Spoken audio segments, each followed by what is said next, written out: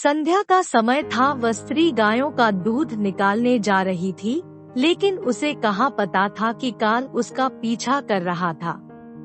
अचानक कहीं से एक जहरीला सांप आया और उस स्त्री को उसने डस लिया और पीछे रह गया निसहाय और लाचार उसका बालक सिर्फ 5 साल की आयु का। लेकिन आखिर कौन थी ये स्त्री जिसकी ऐसी अकाल मृत्यु हो गई, और वो बालक अब उसका क्या होगा? कौन आश्रय देगा अब उसे? चलिए अधिक मास की इस विशेष कथा में श्रवण करते हैं। आज हम सुनते हैं प्रथम भाग की कथा। सूर्योदय का समय था। वेदों के रचयिता शुभ व्यासदेव सरस्वती नदी में स्नान करके बद्रिकाश्रम के निकट श्रम में स्थित अपने आश्रम में ध्यान अवस्था में बैठे थे। त्रिकालज्ञ होने के कारण वे आने वाले कलयुग के दुष्प्रभाव को स्पष्ट रूप से देख पा रहे थे। आने वाले समय में मानव समाज के लिए कल्याणकारी और उपयोगी सभी वेद और पुराण का वर्गीकरण और रचना करने के बाद भी उन्हें अपने मन में कुछ अधूरेपन का अनुभव हो रहा था। इस पर विचार कर ही रहे थे कि उतने में उनके गुरु और भगवान के शुद्ध भक्त नारद मुनि उस स्थान पर आ गए।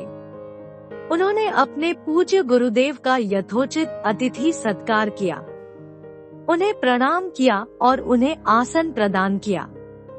नारद मुनि अपने शिष्य की मनोदशा को समझ चुके थे।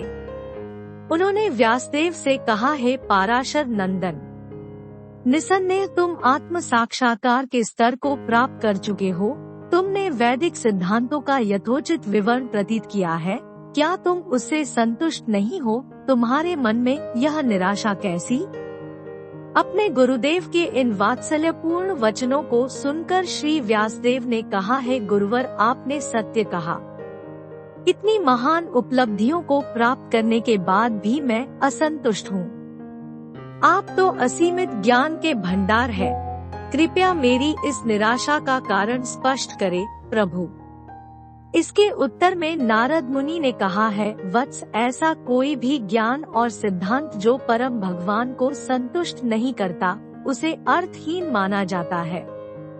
तुमने अपने ग्रंथों में धर्म, अर्थ, काम और मोक्ष को तो प्रस्तुत कर दिया है, लेकिन तुमने पूर्ण पुरुषोत्तम परम भगवान की कीर्ति तथा उनकी अद्भुत दिव्य लीलाओं का वर्णन नहीं किया। जो ज्ञान भगवान के साकार पहलू को निरिष्ट नहीं करता, वो आत्मा को पूर्ण संतुष्टि कैसे प्रदान कर सकता है? इसलिए तुम परम भगवान की दिव्य लीलाओं पर मनन करके एक ऐसे अनोखे ग्रंथ का निर्माण करो जिसे सुनने मात्र से लोग भाव बंधन से मुक्त हो सके। अब मैं तुम्हें अपने पूर्व जन्म का वो रहस्य बताता हूँ जो शुद्ध भक्तों और साधु संघ की महिमा का गान करता है। इतना कहकर नारद मुनि ने अपने पूर्व जन्म की कथा कहना प्रारंभ किया। ये प्रसंग ब्रह्मा जी के पिछले दिन में घटित हुआ था। एक साधारण सी दासी के घर में एक दिव्य बालक का जन्म हुआ। वो बालक असाधारण तेज से युक्त था। उसकी माता ब्राह्मणों के गुरुकुल में दासी का कार्य करती थी। अब एक समय यूं हुआ कि कुछ महान वैष्णव साधु चातुर्मास का समय व्यतीत करने के लिए उस गुरुकुल में आ गए। परिणाम स्वरूप उस बालक को और उसकी माता को इन भक्ति वेदांती साधु पुरुषों की सेवा करने का अवसर मिला। ये साधु भी समदृष्टि युक्त थे, इसलिए उन्होंने इस नन्हे से बालक पर विशेष अनुकंपा दिखाई। हालांकि वह बालक छोटा था, लेकिन फिर भी वो आत्मसंयमी था। ना तो वो आवश्यकता से अधिक बातें करता और ना ही अन्य बच्चों के साथ खेलने कूदने में उसकी कोई रुचि थी। अब एक दिन क्या हुआ कि उन साधु पुरुषों की अनुमति लेकर उस बालक ने उनके भोजन का उच्छिष्ट प्रसाद खा लिया। अब ऐसा करने से उस बालक के समस्त पाप नष्ट हो गए और उन साधु पुरुषों की सेवा करने के कारण उस बालक के हृदय में भगवत भक्ति के प्रति आकर्षण जागृत हुआ। अब नियमित रूप से वह इन साधुओं से भगवान श्री कृष्ण की दिव्य लीलाओं का श्रवण करने लगा और इसके फलस्वरूप बालक निरंतर भगवान के चिंतन में लीन रहने लगा। जब चातुर्मास पूरा हुआ तो उन भक्ति वेदांती साधुओं का जाने का समय आ गया, लेकिन जाने से पहले उन्होंने उस बालक को परम भगवान से संबंधित गोपनीय ज्ञान प्रदान किया और इस प्रकार उस 5 वर्ष के बालक ने भक्तिमय सेवा का ज्ञान प्राप्त कर लिया। अब एक दिन संध्या के समय उस बालक की माता गायों का दूध निकालने के लिए जा रही थी, लेकिन वह नहीं जानती थी निकाल उसकी प्रतीक्षा कर रहा है। अचानक कहीं से एक जहरीला सांप आया और उस स्त्री को उसने डस लिया और पीछे रह गया निसहाय और लाचार उसका बालक, सिर्फ 5 साल की आयु का, लेकिन यह कोई साधारण बालक थोड़ी ना था। वो बालक अब आत्मज्ञानी बन चुका था, इसलिए उसने इसे परम भगवान की इच्छा के रूप में ही स्वीकार किया। अपनी माता का अंतिम संस्कार संपन्न करके उसी क्षण उस बालक ने घर को त्याग दिया और उत्तर दिशा की ओर चल पड़ा। मार्ग में अनेक नदियां, तालाब, पहाड़गर, शहरों, खेत खलिहानों को पार करता हुआ वो बालक एक जंगल में जा पहुंचा। ये जंगल सर्व भेड़िए और उल्लू से भरा हुआ था। उस बालक ने पास के एक सरोवर से जल पिया और स्नान किया। शरीर में नवीन ऊर्जा का संचार होते ही वह एक वट वृक्ष के नीचे बैठ गया और उसके गुरुजनों ने उसे जिस प्रकार सिखाया था, उसी प्रकार वह अपने हृदय में परम भगवान के ऊपर ध्यान केंद्रित करने लगा।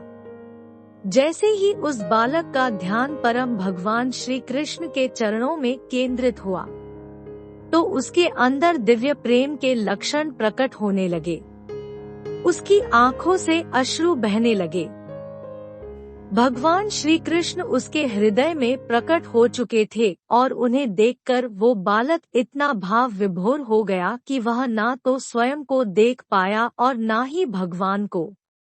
जब भगवान उसके हृदय कमल से आप प्रकट हुए तो वो बालक अत्यंत विफल हो उठा और बार बार उन्हें देखने का प्रयास करने लगा। उसके ऐसे प्रयास को देखकर एक दिव्य आकाशवाणी हुई और वो भगवान की वाणी थी। भगवान ने कहा, है बालक, मुझे दुख है कि अब इस जन्म में तुम मेरा दर्शन दोबारा प्राप्त नहीं कर पाओगे। कोई भी मनुष्य भौतिक कल्मशों से संपूर्ण मुक्त हुए बिना मुझे प्राप्त नहीं कर सकता, लेकिन मैं तुम्हें आश्वस्त करता हूँ कि तुम्हारी भक्ति में कोई बाधा नहीं आएगी। इस शरीर का त्याग करने के बाद भी तुम्हारे स्मरण शक्ति यथावत बनी रहेंगी और इस भौतिक संसार को त्यागने के बाद तुम मेरे पास आध्यात्मिक जगत में आओगे। भगवान के इस दिव्य वाणी को सुनकर उस बालक ने कृतज्ञता का अनुभव किया। विनम्र और द्वेष रहित होकर परम भगवान के पवित्र नामों का जप और कीर्तन करते हुए वह संपूर्ण पृथ्वी में आजीवन भ्रमण करता रहा और अंत में जब उसकी मृत्यु हुई तो उसे एक आध्यात्मिक दिव्य शरीर प्राप्त हुआ, ऐसा शरीर जो भगवान के पार्षदों के लिए होता है। जब ब्रह्मा जी का दिन समाप्त हुआ तो भगवान नारायण प्रलय जल में लेट गए। संपूर्ण भौतिक जगत प्रलय में समाविष्ट हो रहा था। उस समय ब्रह्मा जी तथा भौतिक तत्वों के साथ साथ ये बालक भी भगवान के श्वास के द्वारा उनके शरीर में प्रविष्ट हो गया।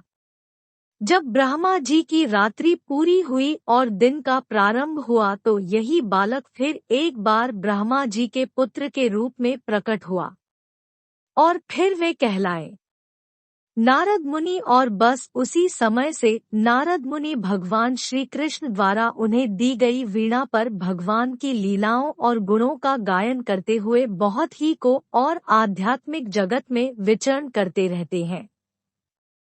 भगवान की शुद्ध प्रेमा भक्ति का उपदेश देकर वे कई जीवों का उद्धार भी करते हैं।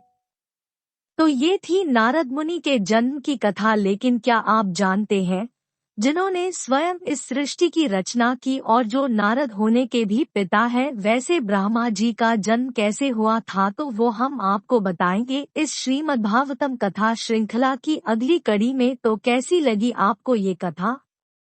क्या आपने नारद मुनि के जन्म के विषय में ये कथा पहले कभी सुनी थी? इसका जवाब हमें नीचे कमेंट बॉक्स में लिखकर भेजिएगा। अगर ये कथा अच्छी लगी हो तो इसे लाइक कीजिए और अपने व्हाट्सएप ग्रुप में सभी को भेज दीजिए। और इस पुरुषोत्तम मास में भगवान और उनके भक्तों की ऐसी ही मधुर और परमाणुभूत श्रीमद् भागवतम कथाएं सुनने के लिए आपके अपने इस दा शिव चैनल को सब्सक्राइब कर लीजिए। और हाँ, याद रहे ये विशेष पुरुषोत्तम मास है, इसलिए परम भगवान श्री कृष्ण के चरण कमलों को सदैव अपने मन और हृदय में स्मरण करते रहिए।